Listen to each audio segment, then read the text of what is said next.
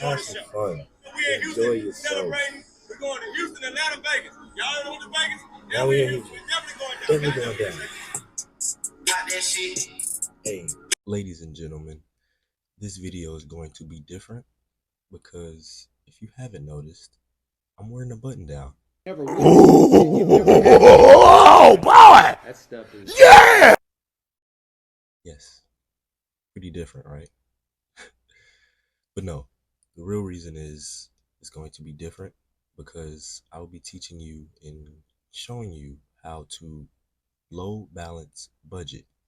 In other words, how to properly split your budget between ad campaigns and ad sets for the highest performance in style, with smoothness, with discernment, with any other synonyms related to that. Point is, you're going to be confident in not only spending your client's money, but bringing back in as much as humanly doable. Your job is to optimize the budget and spend as much as possible while making the money.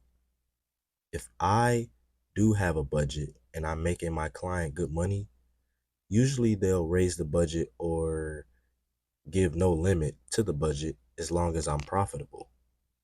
Companies usually set budgets for marketing and agencies must abide by that. Sometimes other companies don't even set a budget because they're only online and they fully believe in it. They want you to spend as much as possible as long as it is profitable. I can have a client ask, what is the ad spend? And I'm going to say, I don't know because that's up to you.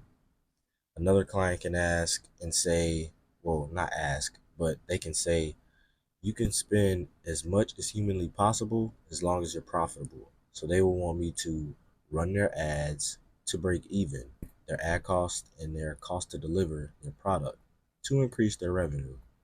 And another client can be very specific within a ROAS they will want me to hit, and they can say, you can spend as much money as you want as long as you stay within this ROAS.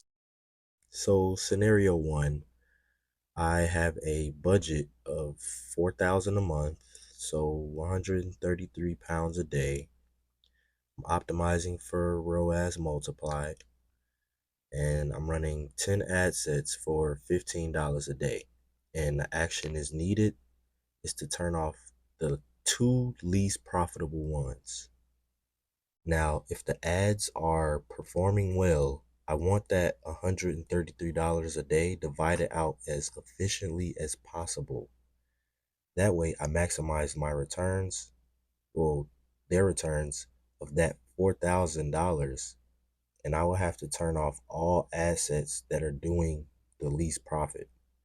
It doesn't really matter if all of them are really profitable because I have to turn off the least profitable ones so I stay on track with my limit from the client while still maximizing the returns. Now, let's imagine you didn't have a limited budget facing the same scenario. Best thing you could do is not turn off any assets at all. As long as they're profitable, you keep them running. Now, how do we manage the budget and where do we put more and where do we put less? I'm going to show you how to do that. Again, let's say I have $4,000 budget. With what we said about budgets, we want to give the platform you're running ads on at least enough money to get sales, but not too much. It doesn't know what to do with it. Now, let's say the $130 a day, $133 a day. What that means is 8 ad sets is going to be spending $15 a day per ad set. 4 ad sets will be spending $30 a day per ad set. Or we can have 2 ad sets spending $60 per ad set. Now, depending on the price of the product, you want to choose one of these options. Depending on your expected CPA or CPL, cost per lead or cost per book call, whatever you're optimizing for, you want to load balance budgets depending on that. Now let's talk about when to stop an asset and what to do with the money, because the assets that are not performing well, you're going to stop. and the ones that are performing, you're going to keep. Now, if you stop one of the 4 assets that you have, let's say on your 3rd day starting it, you will end that month with $3,000 spent, which is $1,000 away from your target. This simply means when you stop an ad set, you have to replace it. You can replace it with another interest that you think could do well, a potential lookalike, or for an example, a broad audience, which is basically no targeting. You can change something on the demographic side. You can change the country, gender, age range, but the point is you can make that new ad set with that new variable and then launch it. Now you're back on track with your monthly ad spend. So I hope I've explained this well enough, and this is the strategy that I would use. Now, of course, this process can be made faster, and you want at the beginning of the month to test more angles, more interests, more lookalikes. That way you get your winners earlier and you keep them using less budget on the rest of the month and running for longer.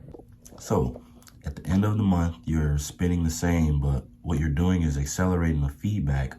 You're getting results faster, and that way you can see if you need to implement new things to make the ads work. And also, with more ad spend, the feedback loop is much faster and you'll improve more often.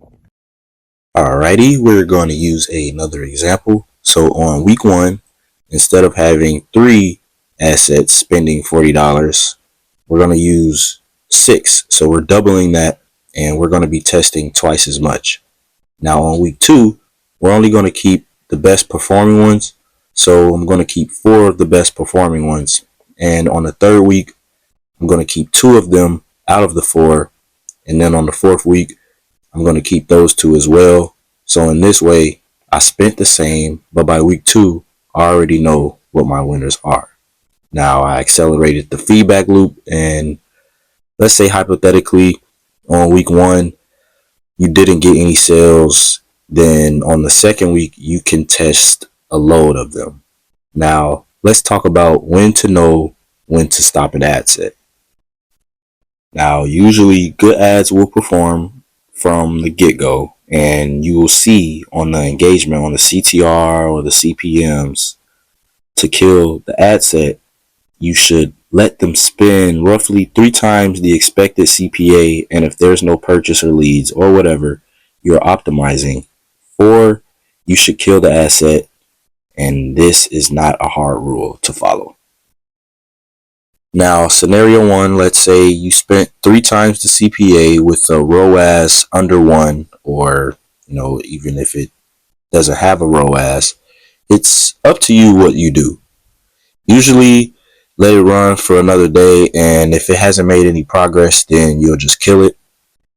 You can also make judgments based on other proxies like CTR, CPC, or an example, number of add to carts, etc.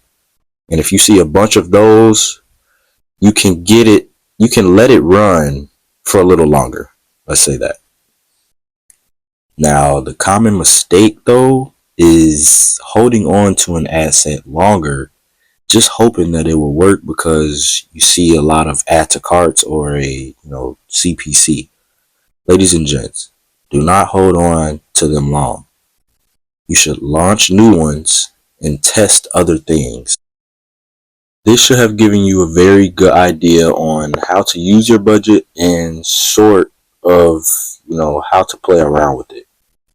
Now, feel free to ask any questions or just watch this video over to really understand how to load balance budgets and know actually how to spend your client's money or your money, but return it as much as humanly possible. Now, I want to say that it is an honor to just create content for myself and for you all, valuable content at that. And I want to say I really appreciate everybody that DMs me and gives me words of encouragement, because the other day I actually got a text from one of my long friends that I've been having since like junior high or grammar school. Either one. I think it was grammar school actually. But he gave me some encouraging words, And that day I was pretty down in the dumps, but regardless, I want to say if you watching this, man, I really appreciate that, bro. So if you're watching this, you got to this part, give somebody some words of encouragement, because you never know what they're really going through. And that being said, thank you all, and follow for more value.